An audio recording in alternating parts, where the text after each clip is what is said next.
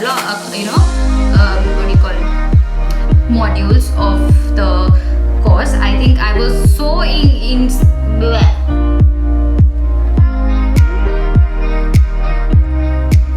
Hello everybody and welcome back to my channel Alive to Tell a Tale. My name is Sharmishta and today I am back with another video. So I am recording a video after a long gap. I think I have reduced the frequency of making videos simply because I think that I've covered almost everything about the country that I've practically lived in. If you guys have any ideas on what you guys want to see more often, then please let me know in the comment section below. For today's video, I dropped a poll on Instagram giving you guys 3 options. If you're not following me on Instagram yet, then Sharmishta09 is the handle. Please go and follow me. I stay pretty active on Instagram. I keep asking questions and I do a lot of Q&As, so follow me there. I posted a poll asking what you all want to see next. I gave you guys 3 options. One is visa applications in UK, or do you want to know how did I end up studying in Ireland? And the third option was how did my visa get rejected and how did I make it all work out? So in order of votes, the first one which we're going to talk about today is how did I land up studying in Ireland. Okay, so I'm going to keep it very short and simple, give you guys like a run through of how all this started working out, so you can call this story time. So, most of you all know, I used to work at Amazon. I had quit the job because I had found a better opportunity at another company called Uber. 1 month into working at Uber, I discovered that a friend of mine is going abroad, and by fluke, wherein I had no intentions to go abroad and study, I somewhere thought sometime later in life, I will go and study at ISB, and it requires a lot of experience. I heard that only executive people with lots of experience, are allowed to study there. So I just was going with the flow. I was so sure that I'm going to work for another 4 or 5 years in the company, and then look for studying my masters. But then my friend was applying, and I thought, let me try my stars, let's see what my merits or grades can get me. So I went ahead, I quit my job, and the first step to go abroad is to do IELTS. So I gave my IELTS, got my scores, and went to a consultancy, same as the one that my friend was going through, and they used all the information that they could get from me in terms of my field of interest, my academic scores, and in terms of my inclination towards what I want to do later in life, and gave me a list of courses and universities that I can apply for, that I qualify for. The 2 countries that I was looking at, one was Dubai because my parents live there, and the second was Ireland because my friend is going there. In Dubai, I made it to a university called the Wollongong University. I'm not sure how big or how small the university is, but I was on a vacation with my family in Dubai when I got in, and they expected me to join in 10 days. So the admissions were opening up quite early, unlike Ireland where there's only mostly one intake throughout the year. So I clearly did not take it up. So I refused the offer of going to Wollongong, Dubai.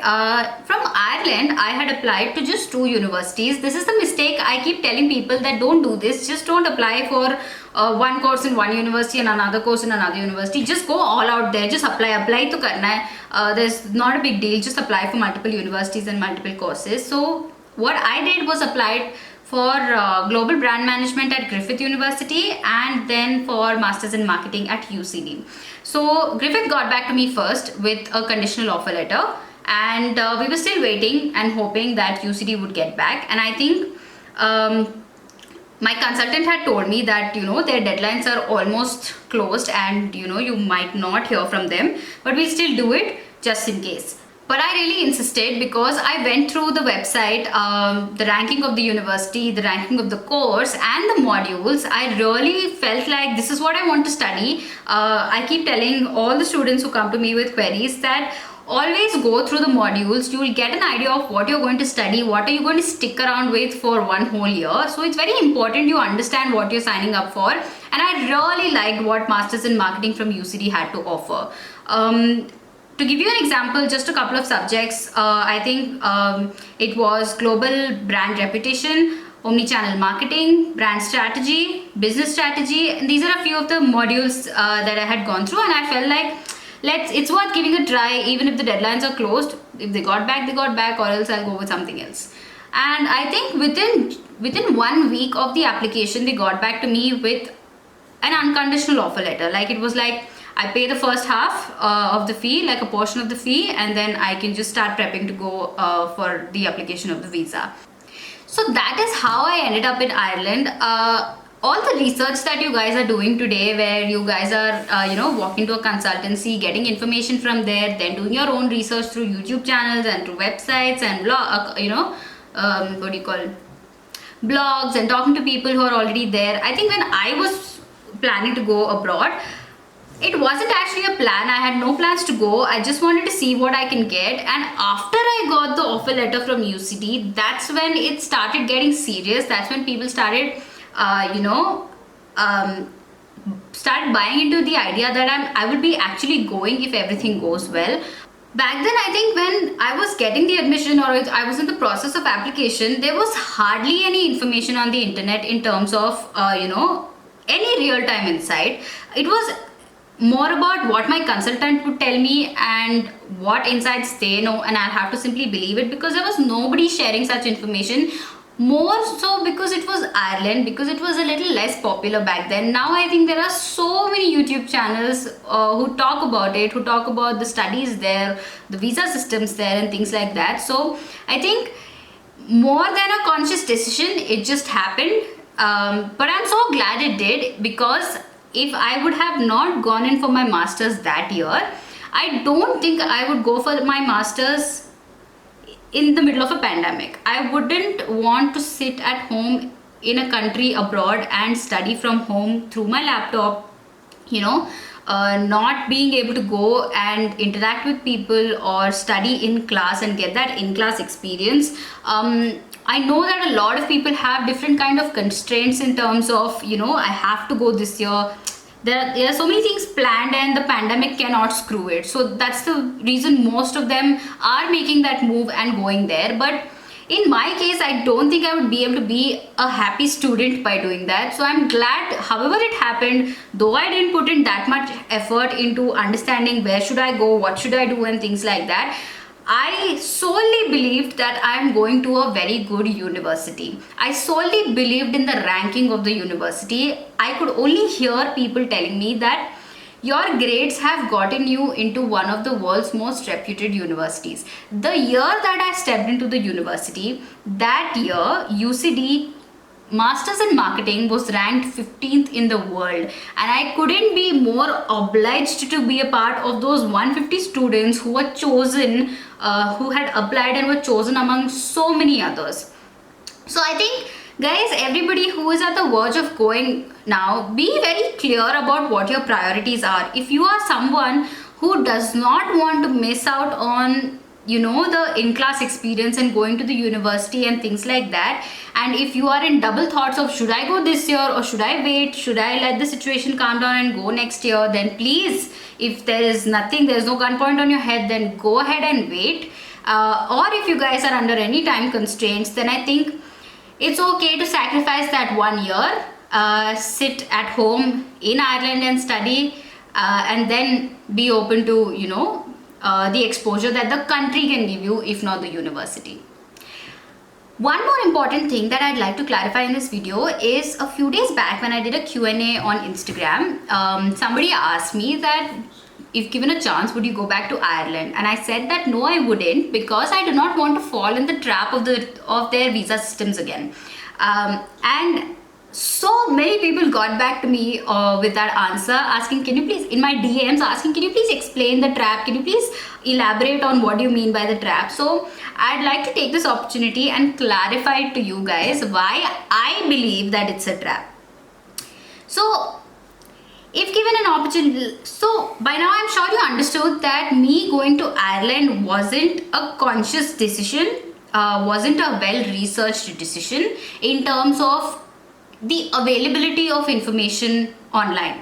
Okay, my decision was solely based on trusting my friends' research and my consultants' information.